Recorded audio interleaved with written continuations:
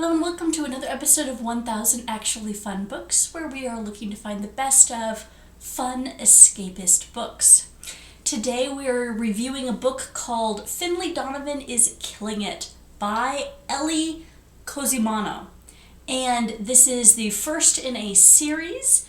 She's done at least two about Finlay Donovan as a killer for hire. At least that's sort of the plot. It's not really, she doesn't actually murder anybody, but she is mistaken for a killer for hire. And somebody basically comes to her and says, hey, my husband is a really evil guy, please off him for me, and I'll give you a whole bunch of money. And she really needs the money. So she's like, and then the person walks away, and she's like, but wait, I don't think I want to do that. And by then it's a little too late. So she has the money and she keeps trying to return it originally. But she's curious, what makes this guy so horrible? So she does a little research and she kind of discovers he really is horrible. And through course of events, a comedy of errors, lots of weird coincidences, she does end up sort of participating, an accessory to murder. We'll put it that way. So he dies. And then she's like freaking out because she does not want to go to jail because now she has this dead body on her hands. And so she attempts to cover the whole thing up. And a lot of misdirection to the police and neighbors and friends and anybody she can think of, love interests, to kind of conceal the crime. And although she's trying to be very careful not to implicate somebody who's innocent either. So she does try and do her best to be like not, and they did it, kind of thing. And so that's kind of the plot. It's a little bit slapstick, very humorous, and a mystery because who actually did it? Now, I will say that well, let's just get into what I like and what I dislike. So some of the things I like, there were several twists on this. Some of them were unexpected, and some of them were a little bit more foreshadowed. You could definitely see it coming. But there were definitely some twists, and some of them were humorous, some of them were just surprising. So the author did a good job of, keeping unexpected surprises in store in this story. It did a good job with that. So the mystery. So this one is kind of on the verge of whether I loved it or not, because it doesn't, the book really is not a whodunit type of story. There is definitely some whodunit stuff going on, but it's more kind of uncovering lots of little things, and more than a mystery, it is kind of almost leaning towards suspense, in the sense of there's this overhanging shadow over our main character of this crime that she feels should be concealed for multiple reasons, one of which is, it might get her into trouble, or might mess up her life, or people that she cares about their lives. And so she is trying to, it's kind of almost a reverse mystery. You have the detective trying to figure it out, and she's like, coming, trying to stay one step ahead of covering things up. It's much more that. There is a mystery in a whodunit sense of who actually killed the main character. Or not the main character, some side characters, because there's several people that end up dying over the course of this book. And it's kind of like, well, what's going on there behind it?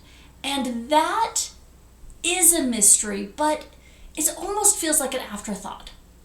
Like the one of the main mystery parts of whodunit, she kind of figures it out, but it's like it's almost an afterthought, like a really throwaway, oh, I think that's what might have happened. And then we turn around and do something completely different and ignore it. Like it never comes up again. And the same thing with a couple other characters, like what happened to that character? And, oh, yes, but that's not really the main point. The main point really is her getting away with what's happening, is not about the mystery. So I kind of give it because it's not really a mystery in the traditional sense of a mystery. but I think I liked it. So the suspense part was well done. You know, that constant who is going to catch her at her antics. She's in a house and the owner walks in and she's like, shoot, how do I get out of here without being seen? You know, that kind of situation. That's a little bit more adventure suspense than it is mystery. But the suspense was well done. She's always right on the verge of being caught and right on the verge of expecting to be caught. So that kind of makes it fun. There is a lot of humor, you know, everything from the setup of the story. You know, she is a mystery writer, and somebody overhears her talking about murders and stuff like that, and mistakes her for a hit woman, and you can kind of see how that could have happened, but it feels very humorous. And the whole book is kind of like that. She is overwhelmed in life in a humorous way. You know, her 5-year-old cuts off her hair with a knife, and so Finlay, our main character, duct tapes it back. You know, that's just silly. It wouldn't be very realistic, I don't think, but it's silly. And some of the situation she gets herself into is humorous. So there is another thing I like is kind of the relatability to that chaos. So the balancing work that is not going well, and finances that are not going well, and her kids, which is not going well, and her ex, which is not going well, and all this stuff that's just this massive stress ball in her life can be relatable. Not necessarily the individual situations, you know, most people are not dealing with a dead body in their garage, but the situations going on around her is relatable in that massive stress that, you know, you cannot manage your life because it's just overwhelming. And the need for help, and the need to try and make it better, and you make wrong decisions. Those things are the relatable parts. And so the author did a good job with that. The satisfying ending. Okay, so the ending of the book really does feel like it was a satisfying, you wrapped up all the threads, you feel like the character could just ride off into the sunset and everything will be okay, until like basically the last 2 paragraphs which set up book number 2. And that was quite the twist as well. I won't give that away, but it was very unexpected, and it does make you want to read the second book, but it doesn't make it feel like there was something unfinished in this book. So the author did a good job on that, on setting up book 2 without sacrificing book 1. And sometimes authors can't do that. This one did a really good job. So it's a very satisfying ending. Okay, the romance. This one, I'm actually going to say it's more dislike than like. The like part on this is you have somebody who is a single mom, stressed out, feeling frumpy and unattractive, and she has 2 pretty attractive younger gentlemen who are like panting after her, so to speak. And that can be fun, especially because it's dealt with in a mostly humorous fashion, right? But it tends to come across as well done. As far as something that the women reading the story, or men, can kind of, find attractive as far as a romance setup goes, okay? However, I don't like the romance in this book. This is much more of a negative, because all the romance feels very manipulative. Mostly on Finlay's part, our main character. She is lying to everybody. She is doing things with the people in a deceptive fashion. And it does not come across as feel good, I didn't think. And the romantic part I felt kind of icky about, because none of it felt wholesome. It all felt, it wasn't, it was more like, look, I've got to distract that guy so I'll kiss him. And he's using her too. Or the other gentleman, I am lying constantly to him. And even when I come clean, it doesn't necessarily feel like this is a good foundation for a relationship. It's just, I just did not like the way the relationships were being built. So if the relationships continue into book 2, I would not feel like they were started on a good foundation. So I didn't necessarily like that. I also am not a huge fan of the whole, again, I'm Christian, I've said this before, I do not like the whole sleeping around casual sex thing, and there is nothing explicit except for a kiss. That's as far as anything goes, but there's lots of implication that she's spending the night with these people, and it felt sleazy to me, more so than anything else. So I was kind of, meh. Everything about the romance I didn't really like.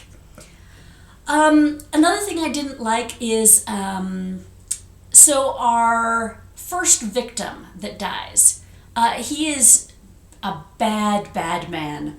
And the things that he did that make him a bad, bad man are extremely nasty and maybe triggering for people who have been sexually assaulted.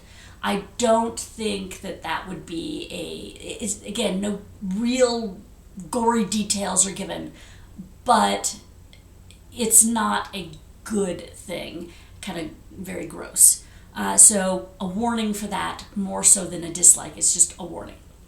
Another thing I didn't like, okay, so our main character is mostly stupid. And I don't mean that like intellectually stupid. I'm saying that she makes bad choices all throughout the book, constantly making bad choices. Like if you have, here is the smart choice which most people would take, and here is the dumb choice that will get you into trouble, she always picks the dumb choice that's going to get her into trouble. So a little minor idea behind this is, like for example, she is curious about somebody. She goes up to their house and knocks and nobody's there. And then she sees the mailbox and she's like, maybe I should go through her mail. Like, should I? And, she's thinking of all the reasons why she shouldn't. It's a federal offense, and if somebody sees her, and there were some mob people, and there's some police people, and should she? And so the smart thing would be to say no. And so, of course, she goes and ruffles through the mail. That kind of thing, where it's the common sense option versus the one that makes the story more interesting, and she always picks the one that makes the story more interesting. So it is a comedy of errors. She's kind of fumbling and flopping, and she always ends up falling down, but she falls forward and can continue on, just barely squeaking out of the things that she gets herself into. And things like that constantly are happening, and I have to say, again, it made for a humorous story and a suspenseful story, but sometimes I'm just like, oh my goodness, girl, you are an idiot. Why did you do that thing? That was so stupid. And you can see the process leading up to it. Like, she's going to make that stupid decision. It's like watching a train wreck. It's going to be bad, but you can't turn away because that's part of the story. And of course, she crashes and burns sometimes. Anyway, so that can be a little frustrating as a reader. It can be fun, but it can be frustrating. So that's, a minor thing to just be aware of. My overall recommendation is positive, though. I did enjoy it. I thought that the overall story between the humor, the suspense, the mystery, the characters, I did mostly like Finlay. She doesn't end up being a bad character. She just ends up being kind of stupid sometimes. It was pretty good. It was a well-written story, I thought, for just a lighthearted, fun, escapist story. So I'm giving it 2 thumbs up. And I am going to do next, part 2, my next book is going to be called The Dutch House by Anne Patchett. I think that's how you pronounce it. Which is a general fiction, a literary book that's about, I think, some people in a house. So it's like their lives in this house. So I think it's kind of a slice of life type of thing. And their difficulties, stresses, whatever you want to put it, in their life. Just a general fiction book. So I'm going to try that one next. I hope that you will join me. Thank you for watching.